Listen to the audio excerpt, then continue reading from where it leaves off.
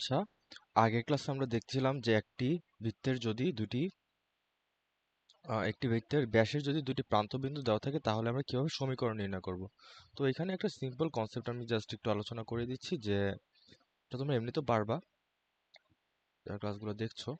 তো সেটা হলো গিয়ে, যদি যদি ব্যাসের প্রান্তবিন্দু দেওয়া থাকে, লাইক এটা যদি x1 y1 হয়, অ্যান্ড এটা যদি x2 y2 হয়, অ্যান্ড আমাদের যদি কেন্দ্রটা হয় -g, -f, তাহলে এই g, -fটা হবে এই যে ব্যাসের দুইটা প্রান্তবিন্দু এটার মধ্যবিন্দু।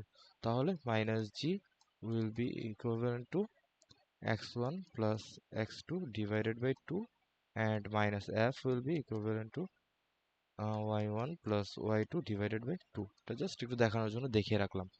এরপর আমরা জাস্ট একটা শর্টকাট শিখবো, সেটা হলো গিয়ে, শর্টকাট বলতে জাস্ট এটা এমনিতেই বের করা যায়, বাট আমরা এটা জানা থাকলে একটু তাড়াতাড়ি করতে পারবো আর কি।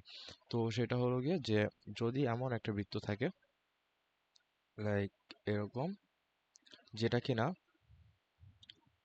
মূলবিন্দুগামী হবে এবং এক্স অ্যাক্সিস এবং ওয়াই অ্যাক্সিস থেকে কিছুটা অংশ ছেদ করবে। ওকে, মূলবিন্দুগামী ধরলাম এটা, ওয়াই অ্যাক্সিস থেকে বি অংশ ছেদ করে এবং এক্স অ্যাক্সিস থেকে এ অংশ ছেদ করছে, এটুকু এই অংশ। ওকে, ধরলাম এটার যে কেন্দ্র এটা, তাহলে কেন্দ্র যদি এটা হয়, দেখো তো কেন্দ্রটা ডাইরেক্টলি এই এই বাহুটাকে মধ্যবিন্দুতে ছেদ করছে না, করছে, তাহলে এটা হবে, ভুজ হবে a/2, অ্যান্ড কোটি কি হবে দেখো তো, এই না, এই বরাবর যাচ্ছে না, এটা কি বি এর অর্ধেক না, তাহলে এটা কি হবে b/2। তাহলে আমরা কি লিখতে পারি, -g ইকুয়ালস টু a/2, সুতরাং g is equals to -a/2। Similarly f is equals to -b/2। তাহলে আমাদের সমীকরণটা দাঁড়াচ্ছে কি, x square plus y square plus twice g এর জায়গায় কি যাবে, -a/2 x plus twice f এর জায়গায় -b/2 y plus c equals to equals to 0। তাহলে এখান থেকে আমরা কি পাই, x square plus y square minus, এটা আমরা ব্র্যাকেটের মধ্যে রাখি, x minus b y plus c equals to 0। দেখো তো এখান থেকে আমরা একটা সিদ্ধান্ত নিতে পারি না, যে এখানে আমরা যে, যদি এটা মূলবিন্দুগামী হয় তাহলে এটার এক্স এর সাথে যে সহগটা থাকবে সেটা হবে মাইনাস এক্স অক্ষ থেকে ছেদকৃত অংশ এবং ওয়াই অক্ষ থেকে ছেদকৃত অংশ। এবার এই জায়গায় একটা মজার জিনিস দেখো, যেহেতু এটা মূল বিন্দু দিয়ে যাচ্ছে, তাহলে কি সি এর মানটা 0 হয়ে যাবে না, সি এর মানটা হয়ে যাবে কি 0, অর্থাৎ এটা অ্যাকচুয়ালি 0 হয়ে যাবে। তাহলে জিনিসটা দাঁড়াচ্ছে কি, এটা ধনাত্মক অ্যাক্সিস থেকে ধনাত্মক এক্স অক্ষের ছেদাংশ, ধনাত্মক এক্স অক্ষের ছেদাংশ, এবং এইটা কি হচ্ছে আমাদের ধনাত্মক ওয়াই অক্ষের ছেদাংশ, রাইট?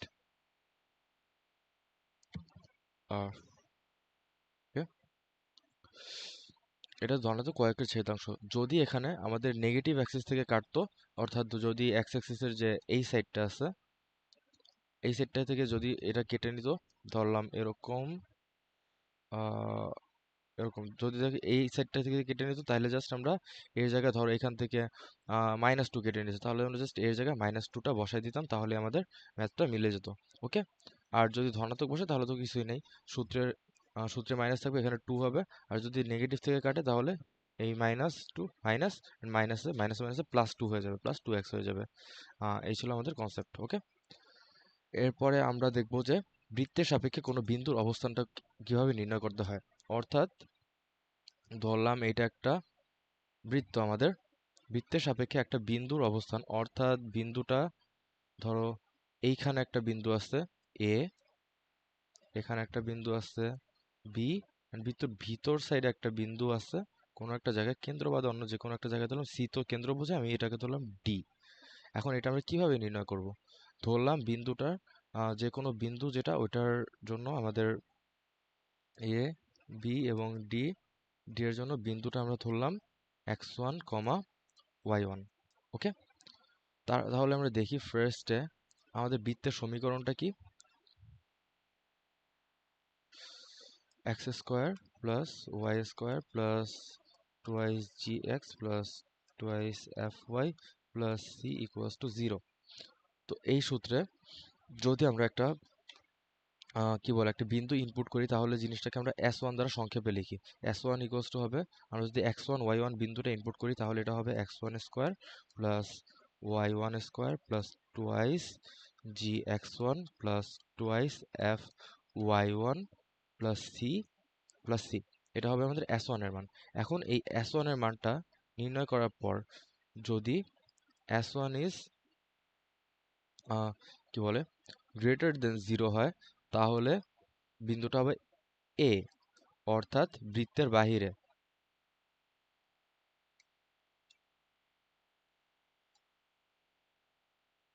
যদি S1 ইজ ইকুয়ালস টু 0 হয় তার মানে কি বিন্দুটা বৃত্তকে সিদ্ধ করতেছে, তাহলে এটা হবে কি বি, অর্থাৎ বৃত্তের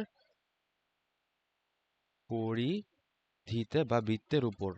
ওকে। আর যদি S1 ইজ লেস দেন 0 হয় তাহলে বিন্দুটা হবে ডি এর জন্য, অর্থাৎ বৃত্তের ভেতরে, অর্থাৎ ইনসাইড দ্য সার্কেল। এইগুলো আমাদের বৃত্তের সাপেক্ষে বিন্দুর অবস্থান, এটা কিন্তু বেশ ইম্পর্টেন্ট এক্সামের জন্য। আচ্ছা, এরপর আমরা দেখব বৃত্ত এবং সরলরেখার ছেদবিন্দুগামী বৃত্ত অথবা বৃত্ত এবং বৃত্তের ছেদবিন্দুগামী বৃত্ত, এর সমীকরণ কিভাবে নির্ণয় করা হয়। বৃত্ত অ্যান্ড বৃত্ত অথবা সরল রেখার ছেদবিন্দুগামী বৃত্ত, এটার জন্য আমরা জাস্ট একটা সমীকরণ শিখবো যে ফার্স্টে যদি কেসটা এমন হয়, একটা যদি হয় C1 এর যদি একটা বৃত্ত হয়, অর্থাৎ C1 মানে বোঝাচ্ছে যে ধরো একটা কাইন্ড অফ সমীকরণ x square plus y square plus ধরো 3x plus 6y plus C এর জায়গায় ধরলাম 15 ইকুয়ালস টু 0। পুরো সমীকরণটাকে আমি জাস্ট একটা C1 দিয়ে প্রকাশ করছি, এটা জাস্ট একটা এক্সাম্পল, আমি ম্যাথ করেও দেখাবো না, জাস্ট একটা এক্সাম্পল হিসেবে দিলাম। অ্যান্ড ধরো c two similar kind of একটা বৃত্ত আছে। তো এই দুইটা ছেদ বিন্দুগামী বৃত্ত কিরকম, ধরলাম এই একটা অ্যান্ড এই একটা, অর্থাৎ এই দুইটা যে ছেদ করতেছে এই ছেদ বিন্দু দিয়ে অ্যাকচুয়ালি কতগুলো বৃত্ত যেতে পারে, অ্যাকচুয়ালি এখান থেকে অসীম সংখ্যক বৃত্ত যেতে পারে। অ্যান্ড ওই অসীম সংখ্যক বৃত্তের জন্য আমরা একটা জেনারেল ইকুয়েশন পাবো, অ্যান্ড আমাদের কাছে যদি কোনো শর্ত দেওয়া থাকে ওই শর্ত সাপেক্ষে ওইখানে বিন্দু বসিয়ে আমরা একটা নির্দিষ্ট বৃত্ত পেতে পারি। যদি এটা এরকম হয় তাহলে আমাদের সমীকরণটা হবে C1 plus K C2 equals to 0। যদি x1 y1 একটা বিন্দু দিয়ে দেয়, লাইক এই দুইটা বিন্দুর ধরো এরকম একটা বৃত্ত দিয়ে যাচ্ছে, কথার কথা যাচ্ছে, যেটার উপরে কিনা x1 y1 একটা সমীকরণ আছে, একটা বিন্দু আছে আর কি। তো এই x1 y1 যদি এখানে বসানো হয়, এটার ভিতরে কি xy এর টার্ম আছে, এটার ভিতরে xy এর টার্ম আছে, লাইক এরকম। তো এইগুলাতে যদি x1 y1 এর মানগুলা বসিয়ে দাও তাহলে k এর একটা মান পাবা। ওই k এর মান বসিয়ে তোমরা যে সমীকরণটা পাবো ওই সমীকরণটা হবে এই বৃত্তের সমীকরণ। আর যদি কোনো স্পেসিফিক কি বলে শর্ত না দিয়ে দেয় বা কন্ডিশন না দিয়ে দেয়, ইন দ্যাট কেস আমরা অসীম সংখ্যক বৃত্ত এখানে পেতে পারি। একটু ছোট হতে পারে আর একটু বড় হতে পারে, যে কোনো ধরনের বৃত্ত হতে পারে, আবার এই সাইডের বৃত্তটা হতে পারে, যে কোনো কিছু হতে পারে। ওকে। অ্যান্ড সম্পর্কটা যদি হয় সরল রেখার সাথে তাহলে কাইন্ড অফ সেম জিনিসই আমরা করব। ধরো এরকম অ্যান্ড এরকম একটা সরল রেখা, এদের ছেদবিন্দুগামী বৃত্ত যদি বলে, মানে এই বিন্দুটা এবং এই এই বিন্দুটা, এই দুইটা বিন্দু দিয়ে যায় এমন সরলরেখা সমীকরণ যদি বলে, ধরলাম বৃত্তটা হলো C1 অ্যান্ড সরলরেখাটা হলো L1, তাহলে এদের ছেদবিন্দুগামী বৃত্তটা হবে হলো গিয়ে C1 plus K into L1 equals to 0। এখানে ওই সিমিলার জিনিসগুলোই হবে, যে এখানে অসীম সংখ্যক বৃত্ত পাওয়া পসিবল, বাট যদি তোমাকে x1 y1 কোনো বিন্দু দিয়ে দেয় আমরা ওইটা ইনপুট করে দিলেই আমরা এটা পেয়ে যাবো, অথবা অন্য যে কোনো ধরনের শর্ত থাকতে পারে, আমরা তখন ওই শর্ত সাপেক্ষে কাজ করব। ওকে। এবার আমরা দেখব বৃত্তের পোলার স্থানাঙ্ক।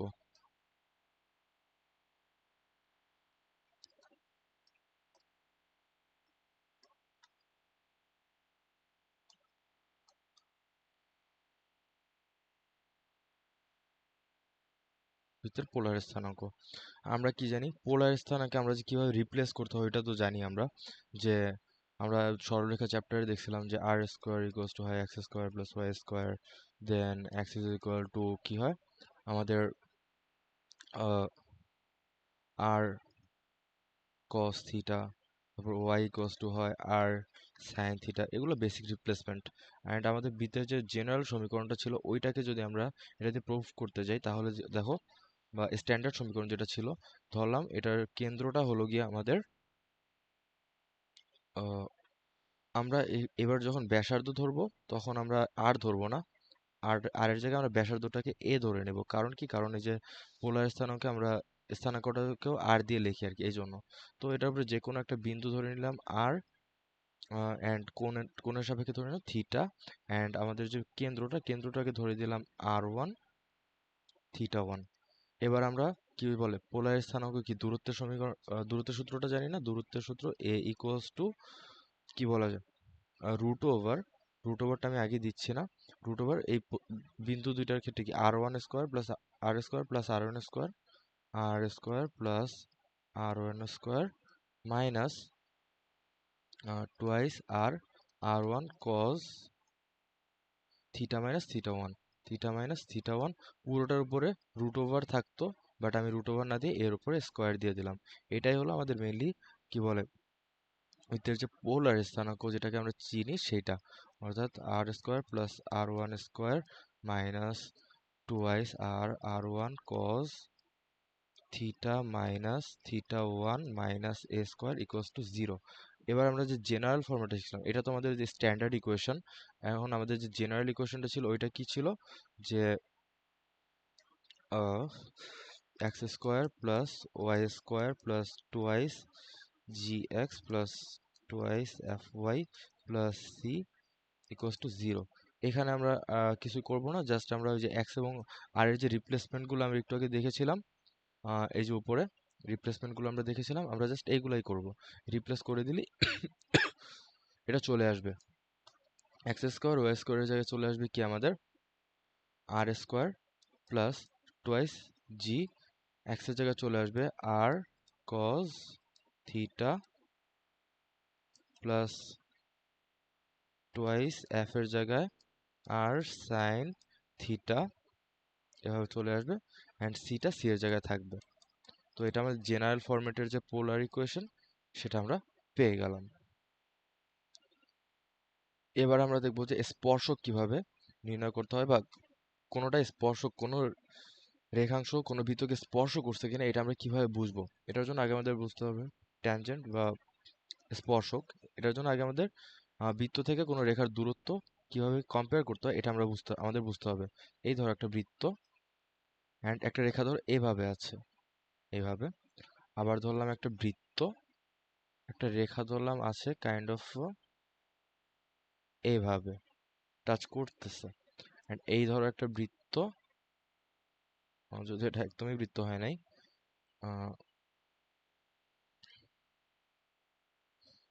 এটাকে এইভাবে ছেদ করতেছে, অর্থাৎ এটার ভিতর দিয়ে যাচ্ছে। এবার দেখো এগুলো আমরা কিভাবে বুঝবো যে কোন অবস্থানে আছে। দেখো আমাদের কেন্দ্রটা জানা আছে না, সি, সি থেকে আমরা এই যে রেখার যে লম্ব দূরত্ব এটা আমরা চাইলে নির্ণয় করতে পারি, অবশ্যই পারি। এটা যদি ধরি ডি, আমাদের একটা রেখা থেকে, রেখা যদি হয় a x plus b y plus c equals to 0, তাহলে x1 y1 থেকে ওই রেখার দূরত্বের যে সূত্রটা ওইটা আমি একটু রিভিউ করে দিচ্ছি, এটা সরলরেখা চ্যাপ্টারে আছে। এটা হবে হলো গিয়ে a x1 plus b y1 plus c, এটার মডুলাস, অ্যান্ড নিচে root over of a square plus b square. Okay, এটা হলো আমাদের যে বিন্দু থেকে সরলরেখার যে লম্ব দূরত্ব সেটার সূত্র। এটা কিন্তু আমাদের সরলরেখা চ্যাপ্টারে আছে। তো আমরা ফার্স্টে ডি বের করব, অ্যান্ড এইটুক দেখো এইখান থেকে এইটুক পরিমাণ কি অ্যাকচুয়ালি আর মিন করতেছে না, so D is greater than, যদি আর হয় তাহলে রেখাংশটা বৃত্তের বাহির দিয়ে যাবে। আবার দেখি এইখানে কেন্দ্র থেকে এটার দূরত্ব, এইটুকু, আবার এটার যে ব্যাসার্ধ ওইটাও এইটুকু, অর্থাৎ ডি এবং আর। ডি ইকুয়ালস টু আর হলে এটা কি, এটা আমাদের ট্যানজেন্ট মিন করছে, ট্যানজেন্ট বা স্পর্শক মিন করছে। ওকে, অ্যান্ড এবার দেখো এবার কেন্দ্র থেকে এটার দূরত্ব কি, ডি, এটুকু, এটুকু হলো ডি, আর আমাদের আর হলো এই পুরাটুকু, মানে ওই সাইড পর্যন্ত গেছে আর কি। তো আর ইজ গ্রেটার দেন যদি ডি হয়ে যায়, ইন দ্যাট কেস কি, এটা ছেদ করছে আর কি, এটা ছেদ করবে, ছেদ। ওকে, এখন আমাদের এই যে এই ট্যানজেন্টের এই ফর্মুলাটা আছে, এইটা থেকে আমরা প্রুফ করে একটা জেনারেল ইকুয়েশন আনতে পারি। সেটা মানে জেনারেল একটা শর্ত নিয়ে আসতে পারি, সেটা হলো গিয়ে যদি y equals to mx plus c, এই রেখাংশটা, এই স্ট্রেট লাইনটা যদি x square plus y square equals to r square, বৃত্তের ট্যানজেন্ট অথবা স্পর্শক হয়, তাহলে শর্তটা হবে এরকম যে c square equals to r square into one plus m square. এটা মনে রাখবো। অ্যান্ড এখান থেকে দেখা যায় কি c is equals to plus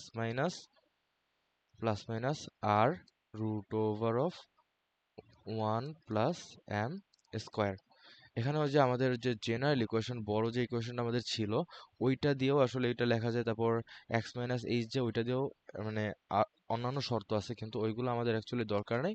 ওইগুলো আসলে আমরা যে মূল নিয়মটা, অর্থাৎ কেন্দ্র থেকে এটার দূরত্ব, তারপর এটার ব্যাসার্ধটা বের করে ইকুয়াল ধরে আমরা শর্ত ডেভেলপ করে নেব। আর যে একটা যদি আমাদের মুখস্থ রাখতে হয়, মুখস্থ রাখার জন্য আমরা জাস্ট এই একটাই মুখস্থ করব।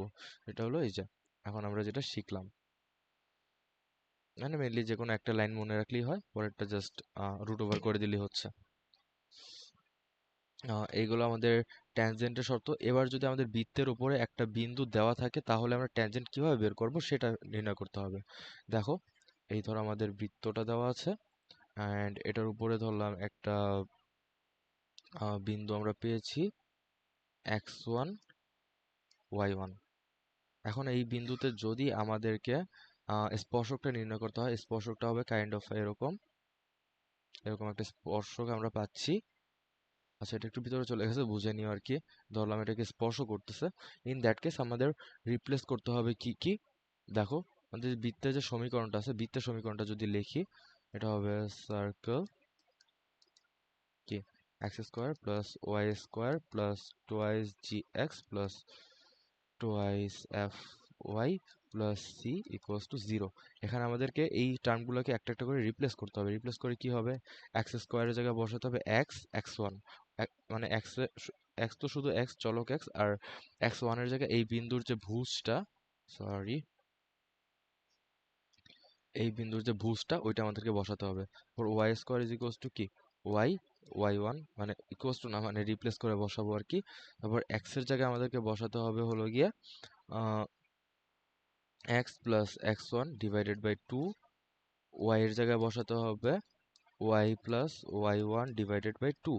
অ্যান্ড একটা জিনিস জাস্ট আমরা একটু জেনে রাখবো যে এক্স ওয়াই টার্ম যদি থাকে, এক্স ওয়াই টার্ম আমাদের বৃত্ততে থাকে না, বাট অন্যান্য কনিক্সে থাকে, ওইটার জন্য আমরা শিখে রাখবো x y one plus y x one divided by two, এইটা।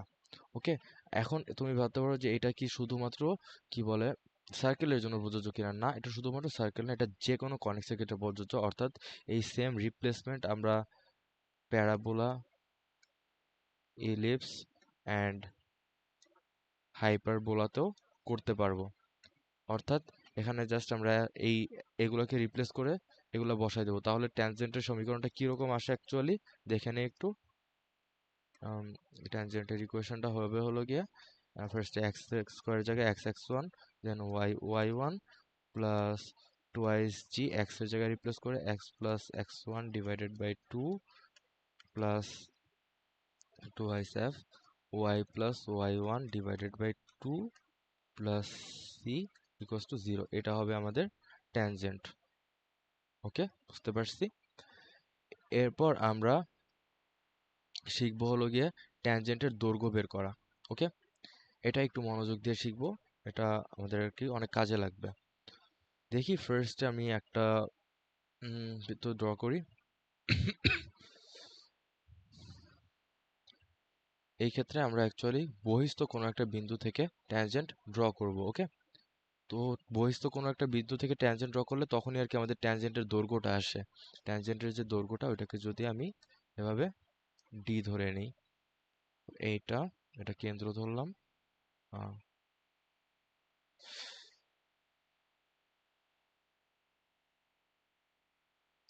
এটা আমাদের কেন্দ্র থেকে ওটার দূরত্ব, অ্যান্ড এটা আমাদের ব্যাসার্ধ। অ্যান্ড আমাদের ব্যাসার্ধ যে ট্যানজেন্টের সাথে সমকোণ তৈরি করে এটা আমরা জানি, এটা আমরা 9-10 উপপাদ্যতে পড়ে এসেছি।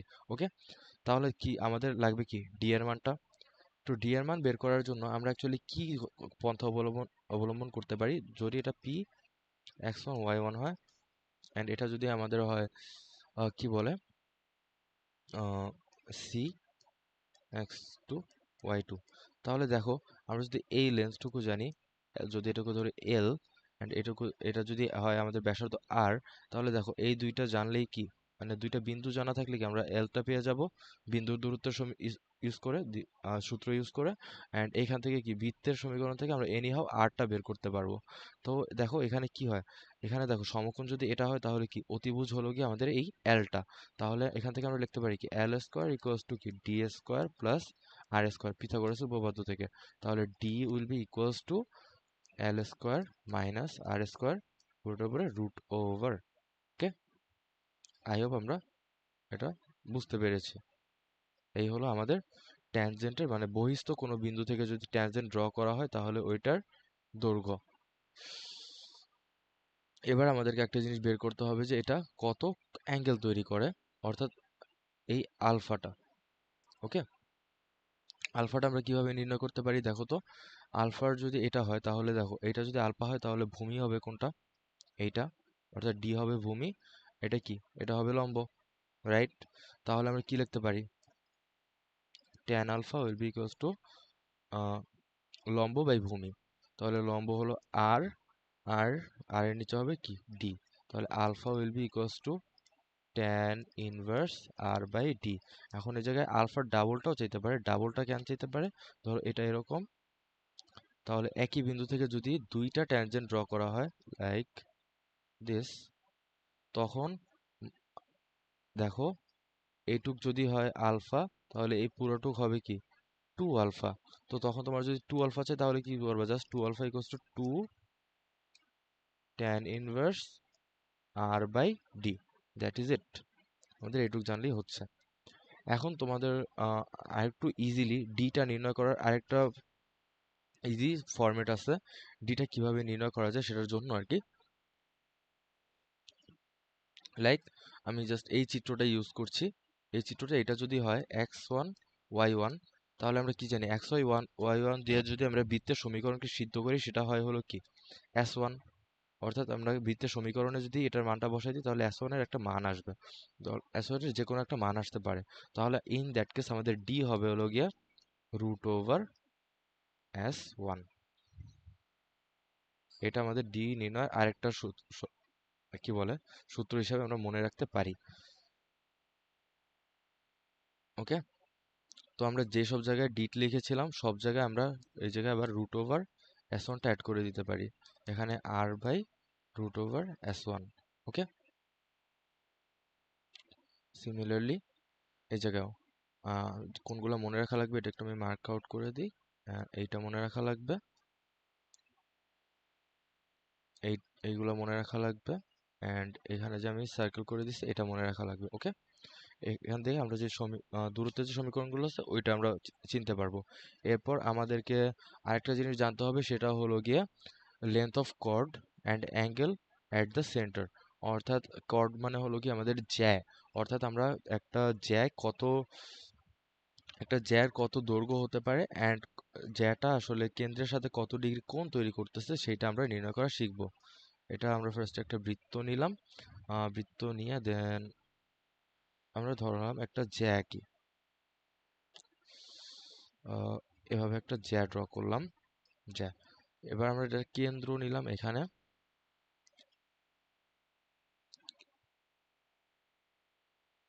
কেন্দ্র যদি এরকম হয়, কেন্দ্র কোণ ধরলাম আলফা, জ্যার দৈর্ঘ্যটা আমরা ধরলাম হলো গিয়ে এল, এইটা ধরলাম আর, এটা ধরলাম আর। এখন আমাদের সূত্রটা হবে হলো গিয়ে l equals to twice r sine alpha by two. এটা জাস্ট আমরা সূত্রটা মনে রাখবো, এটা মাঝে মধ্যে এমসিকিউতে দিয়ে দেয়, এটার জন্য আমরা জাস্ট সূত্রটা মনে রাখবো যে আমাদের জ্যার দৈর্ঘ্যটা হবে টু ইন্টু ব্যাসার্ধ, টু ইন্টু ব্যাসার্ধ ইন্টু সাইন, এই জ্যাটা কেন্দ্রে যে কোণটা উৎপন্ন করতেছে, অর্থাৎ এই যে আলফা কোণটা, আলফা কোণের কি হবে, অর্ধেক হবে। এই সূত্রটা আমরা জাস্ট মনে রাখবো। তারপর হবে তারপর আমরা দেখবো হলো গিয়ে স্পর্শ জ্যা। এখন বলবা কি ভাই স্পর্শ জ্যাটা কোনটা? স্পর্শ জ্যা হলো গিয়ে আমাদের আমাদের স্পর্শক ড্র করলে, অর্থাৎ বাহির থেকে যদি একটা স্পর্শক ড্র করা হয়, ওইটার যে দুইটা প্রান্ত বিন্দু থাকে, ওই দুইটাকে অ্যাড করলে মানে একসাথে যোগ করলে যেটা হয় সেটা স্পর্শ জ্যা। আমি ড্র করে দেখাই। অ্যান্ড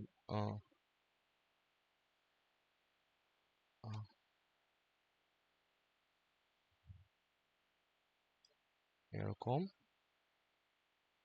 এরকম ধরলাম এটা এই বিন্দু, অ্যান্ড এই বিন্দুতে ছেদ করেছে, ইন দ্যাট কেস এটাকে অ্যাড করে দিলে এরকম। তো এইটার যে দৈর্ঘ্য ওইটা আমরা চাইলে নির্ণয় করতে পারি। এটার দৈর্ঘ্যটাও নির্ণয় করা যায় যদি আমরা এটা নির্ণয় করতে পারি। অ্যান্ড এই যে এই রেখাটার ইকুয়েশনটা মেইনলি আমাদের জানা লাগবে। ইকুয়েশনের জন্য অ্যাকচুয়ালি কি করতে হয় জানো? আমরা যে বৃত্তের উপরস্থ বিন্দু থাকলে যেটা দিয়ে আমরা অ্যাকচুয়ালি কি বলে স্পর্শক নির্ণয় করেছিলাম, এখানে ওইটা স্পর্শ জ্যা হিসেবে কাজ করবে। এখন বলবা কিভাবে ভাইয়া? তাহলে আমরা দুইটা বুঝবো কিভাবে ডিফারেন্সটা। যদি মানে ওইটা আমি আবার একটু লিখতেছি, আমরা এক্স স্কোয়ারকে রিপ্লেস করে লিখবো এক্স এক্স ওয়ান, ওয়াই স্কোয়ারকে রিপ্লেস করে লিখবো ওয়াই ওয়াই ওয়ান, আমরা এক্স কে রিপ্লেস করে লিখবো x plus x one divided by two, এবং ওয়াই কে রিপ্লেস করে লিখবো y plus y, y plus y one divided by two. And এগুলো রিপ্লেস করার পর আমরা যে রাশিটা পাই ওইটাকে আমরা অ্যাকচুয়ালি টি আকারে লিখবো, অর্থাৎ x x one plus y y one plus twice g x plus x one divided by two, মানে এরকম আর কি সবগুলো লেখার পর ইকুয়ালস টু, এটাকে আমরা টি আকারে প্রকাশ করব এন জিরো, মানে এটাকে জাস্ট আমি শর্টলি এখন কয়েকটা শর্ত লিখবো, তো বারবার তো এটা লেখা পসিবল না, দ্যাটস এটাকে আমরা টি দিয়ে প্রকাশ করলাম। টি দিয়ে মিলে ট্যানজেন্ট বোঝানো হয়, বাট এখানে এটা কমন কোঅর্ডিনেট হিসেবে কাজ করবে। সো আমরা কিভাবে এটা বুঝবো? এখন দেখো এখানে এখানে এক্স ওয়ান ওয়াই ওয়ান বিন্দুটা হলো গিয়ে বাহিরে, অর্থাৎ অ্যান্ড আমি আগের ওই ওই জায়গাটাতে আবার যাই, রিপ্লেস করেছিলাম, এখানে এক্স ওয়ান ওয়াই ওয়ান বিন্দুটা ছিল বৃত্তের উপরে অর্থাৎ পরিধিতে। So x one y one বিন্দুটার অবস্থানের উপর ডিপেন্ড করে আমরা এই টি ওয়ানের ভিত্তিতে হয় স্পর্শক পাবো নয়তো জিরো পাবো। তাহলে কখন কোনটা পাবো এটা একটু লিখে দিই আমি। T one sorry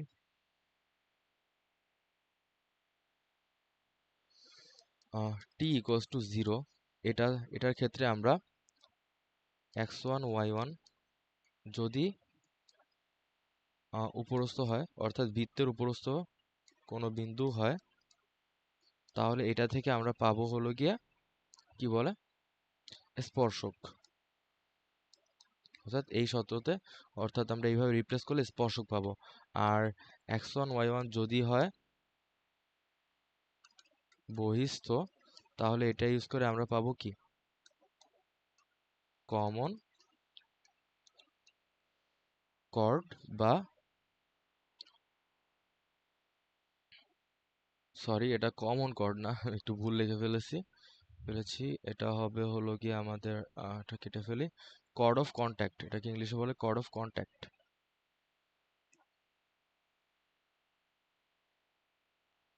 cord of contact,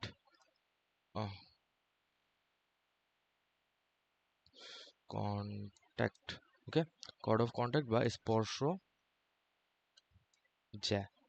ঠিক আছে, আই হোপ আমরা এটা বুঝতে পেরেছি। এবার আমরা পরের কনসেপ্টে যাই। ও, আরেকটা আমাদের মজার শর্টকাট আছে, জাস্ট ওইটা আমরা একটু মনে রাখবো। ম্যাথ করে বের করতে গেলে ওটা একটু বড় হয়ে যায়, বাট শর্টকাট দিয়ে ইউজ করলে আমাদের ভার্সিটি এক্সামে আসতে পারে। সেটার জন্য এরকম দিব যে আমাদের যদি একটা জ্যার মধ্যবিন্দু দেওয়া থাকে, জ্যার মধ্যবিন্দু লাইক দিস ওয়ান, এটা যদি দেওয়া থাকে x one comma y one, in that case আমাদের যে এই জ্যার যে ইকুয়েশনটা হবে হলো কি আমাদের টি ইকুয়ালস টু এস ওয়ান। অর্থাৎ বৃত্তের এক সাইডে আমরা বৃত্তের যে সমীকরণটা ওইটাকে আমরা ফার্স্টে ওই যে রিপ্লেসমেন্টগুলো করবো, like x square y square এগুলো রিপ্লেস করবো, অ্যান্ড এই সাইডে বৃত্তের সমীকরণে আমরা এক্স ওয়ান ওয়াই ওয়ান মানটা আমরা বৃত্তের ইকুয়েশনে বসায় দেবো, তাহলে আমরা এস ওয়ান পাবো। And T one equals to S one এটাকে কাউন্ট করার পর আমরা যে সমীকরণটা পাবো আমরা একটা সরলরেখার সমীকরণ পাবো। ওই সরলরেখার সমীকরণটাই হবে আমাদের জ্যায়ের সমীকরণ বা কর্ডের সমীকরণ। ওকে, এটা কখন করব? যখন আমাদের জ্যায়ের মধ্যবিন্দু দেওয়া থাকবে। আজকের ক্লাসটা আর লম্বা না করে নেক্সট ক্লাসে আমরা বিভিন্ন বৃত্তের সাপেক্ষে আরেকটা বৃত্তের অবস্থান নিয়ে অ্যান্ড কমন ট্যানজেন্ট নিয়ে আর একটা বৃত্ত থেকে আরেকটা মানে বিন্দুর নিকটতম and দূরতম যে দূরত্ব ওইটা নির্ণয় করার যে প্রসেসগুলো ওইগুলো দেখবো। আজকের জন্য এটুকুই। আল্লাহ হাফেজ।